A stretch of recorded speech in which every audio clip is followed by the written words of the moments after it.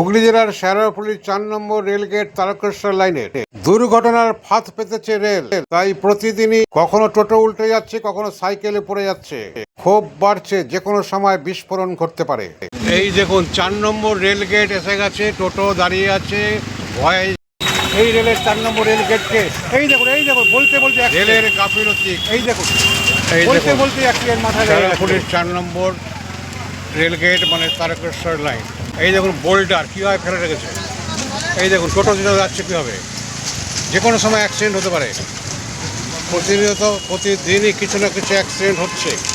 মানুষ মরলে বা বড় ধরনের দুর্ঘটনা হলে তবেই কি রেলের সচেতনতা বাড়বে?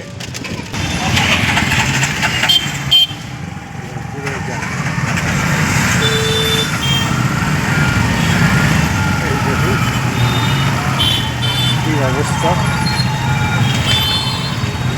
চলছে, কিন্তু এই যে পাথরগুলো সেট করেছে, এই পাথরগুলো যে কোনো সময় টোটো অ্যাক্সিডেন্ট হতে পারে এবং হচ্ছেও। এই এত বড় বড় বোল্ডার কেন রেল কর্তৃপক্ষ ইঞ্জিনিয়াররা এই জিনিসটা করলেন মাথায় আসছে না। এই দেখুন কী হবে উল্টে যাওয়ার অবস্থা। এই দেখুন উল্টে যাওয়ার অবস্থা। এটা শেরপুলির 4 নম্বর রেলগেটের পরিস্থিতি। এরা এই যে লেবাররা রেলের এই দেখুন বোল্ডারগুলো লাগিয়েছে, যে কোনো সময় ছোটো বাইক থেকে আরম্ভ করে 4 চাকার গাড়ি সবাই সংরক্ষণে আসতে বাধ্য হচ্ছে। আর এই ধীরে চলার জন্য রোডের পাশের অবস্থা খুব খারাপ।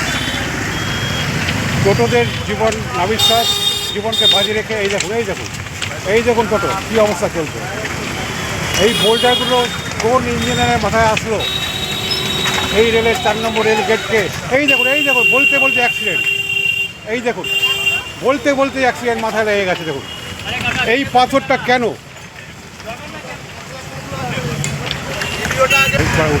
এই দুষ্টু,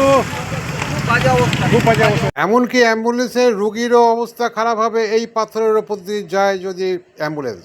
রেলের এই মরণ ফাঁদ পথ চলতি হিসাবে আপনি কি বলছেন? রেলের দৃষ্টি আকর্ষণের নিরিখে রেল পুলিশের অপদার্থতা, বারবার করে আরপিএফ জিআরপিকে বলা সত্ত্বেও কোনোদিন সুরাহা মেলে না। 6 মাস অন্তর অন্তর কোনো পরিকল্পনা ছাড়া এদের এই রাস্তা করা। রেল লাইনে একটা মেন সড়ক, যেখানে গতকাল দুখানা টোটো উল্টে গেছে, টোটো উল্টে কত মানুষ আহত হয়েছে তার খবর কি আরপিএফ রাখে না। অ্যাম্বুলেন্সে যেতে গেলে একটা মানুষের একটা শ্বাসকষ্টের রুগী হয়ে যাচ্ছে, কীভাবে যাচ্ছে তার খবর রেল পুলিশ রাখে না। তো আমরা এর বিরুদ্ধে প্রতিবাদ জানাচ্ছি, আর রেল পুলিশকে তার সঙ্গে অনুরোধও জানাচ্ছি, কারণ উপায় নেই অনুরোধ ছাড়া, যে আপনারা অতি দ্রুত এই সমস্যার সমাধান করুন। না হলে সাধারণ মানুষের এর থেকে বড় ভোগান্তি আর কিছু হবে না। যে কোনো সময় বড়সড় দুর্ঘটনা ঘটে যাবে। ঠিক আছে, অনেক। আপনার নামটা বলুন। শুভজিৎ দে। ধন্যবাদ।